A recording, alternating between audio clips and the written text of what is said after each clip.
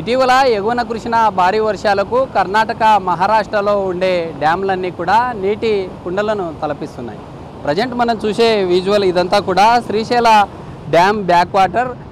శ్రీశైల డ్యామ్ను నిర్మించే సమయంలో దాదాపుగా 885 అడుగుల మేర యొక్క డ్యామ్ సామర్థ్యం కలదు. 215 టీఎంసీలకు మేర ఆ యొక్క డ్యామ్లో వాటర్ని స్టాగ్నేట్ చేసే విధంగా డ్యామ్ను డిజైన్ చేయడం జరిగింది. అయితే మనం చూసే ఈ ప్రాంతంలో విజువల్లో చూస్తున్న ఈ నీటి నిల్వగా ఉన్న ప్రాంతం అంతా కూడా ఇదంతా మల్లెల గ్రామ పరిధిలో ఉండే మల్లెల ఎత్తిపోతల పంపోసు సమీపంలో వాటర్ ఉన్నటువంటి పరిస్థితి. అయితే శ్రీశైల డ్యాంలో ఉండే 885 అడుగుల మేర ఎత్తు ఏదైతే ఉంటుందో 830 అడుగులు గరిష్టంగా నీరు చేరితే అక్కడి నుండి కూడా నేరుగా శ్రీశైలంలో ఉండే ఈ డ్యామ్ జలాశయ నీటి మట్టం ఏదైతే ఉంటుందో అక్కడి నుండి నేరుగా 830 అడుగులు చేరిన తర్వాత ఈ యొక్క బ్యాక్ వాటర్ ద్వారా హంద్రీనివా సుజల స్రవంతి అనే కార్యక్రమానికి గతంలో స్వీకారం చుట్టడం జరిగింది. అయితే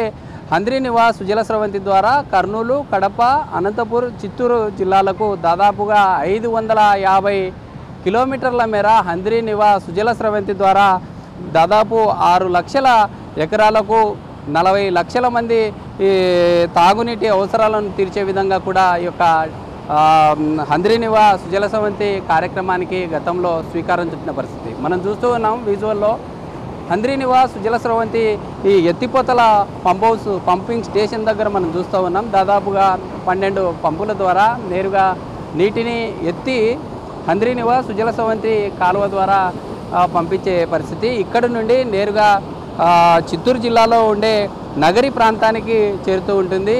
ఇందులో ప్రధానంగా మనం చూసే ఈ పంపింగ్ స్టేషన్లో దాదాపు 22 పంపింగ్ స్టేషన్ల ద్వారా వాటర్ని స్టాగ్నేట్ అయిన తర్వాత అక్కడి నుండి పంపుల నుండి తోడి పంపించేటటువంటి పరిస్థితి. కానీ ఈరోజు ఏపీ సీఎం చంద్రబాబు ఎత్తిపోతల పంపౌస్ మల్యాల సమీపంలో ఉండే ఈ పంపౌస్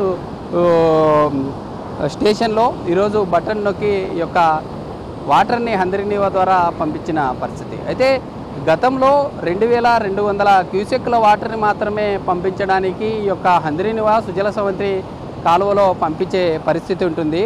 అలాంటిది 3850 క్యూసెక్ల నీటిని పంపించే విధంగా ఇటీవల కూటమి ప్రభుత్వం అధికారం చేపట్టిన తర్వాత 100 రోజుల్లో ఈ యొక్క కార్యక్రమానికి స్వీకారం చుట్టడం జరిగింది. 690 కోట్ల మేర అమౌంట్ను కేటాయించి 100 రోజుల్లో ఏదైతే హంద్రీనివా సుజల స్రవంతి కాలువ ఉందో ఈ కాలువ యొక్క విస్తీర్ణాన్ని పెంచడం జరిగింది. గతంలో ఉండే కాలువ సమీపంలో వెడల్పుగా పెంచడంతో పాటు ఎక్కడైతే గతంలో దెబ్బతిన్న భాగాలు ఉన్నాయో వాటన్నింటినీ కూడా మరమ్మతులు చేపట్టి ముందుకెళ్తున్న పరిస్థితి మనం చూస్తూ ఉన్నాం. ఈ విజువల్లో ఆ ఎండింగ్ పాయింట్ ఏదైతే ఉందో ఈ ఎండింగ్ పాయింట్ ఇదంతా కూడా హంద్రీనివా సుజల స్రవంతి ద్వారా నేరుగా బ్రిడ్జి ఏర్పాటు చేయడం జరిగింది. బ్రిడ్జి అంటే కింద మనం ఒకసారి చూసినట్లయితే కింద దాదాపుగా ఏదైతే సుంకేశిల డ్యామ్ నుండి నేరుగా కడపకి వెళ్ళే కేసీ కెనాల్ ఉంటుందో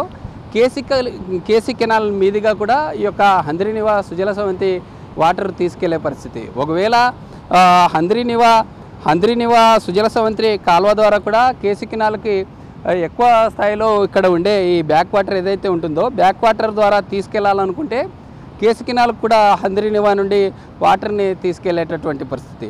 అయితే మొత్తంగా గతంలో ఉండే వాటి మరమ్మతులు కావచ్చు లేదా గతంలో ఈ ప్రాంతంలో దాదాపుగా ఇటు 4 జిల్లాలకు సంబంధించి ప్రజలకు సాగునీటి అవసరాలు తీర్చడం కోసం ఏర్పాటు చేసినటువంటి ఈ హంద్రీనివా కాలువకు సంబంధించి గతంలో అనేక రకాలుగా ప్రజలకు ఉపయోగపడినటువంటి పరిస్థితి. అలాంటి పరిస్థితుల్లో ఈ ప్రభుత్వం అధికారం చేపట్టిన తర్వాత కాలువను పూర్తిగా పెంచినటువంటి పరిస్థితి. విస్తీర్ణాన్ని పెంచి ఎక్కువగా గతంలో 2200 క్యూసెక్ల వాటర్ వెళ్ళే మార్గం కాలువ మార్గం ఏదైతే ఉంటుందో అందులో 3850 మేర కూడా పెంచినటువంటి ఈ సిచ్యువేషన్ అయితే ఉంది.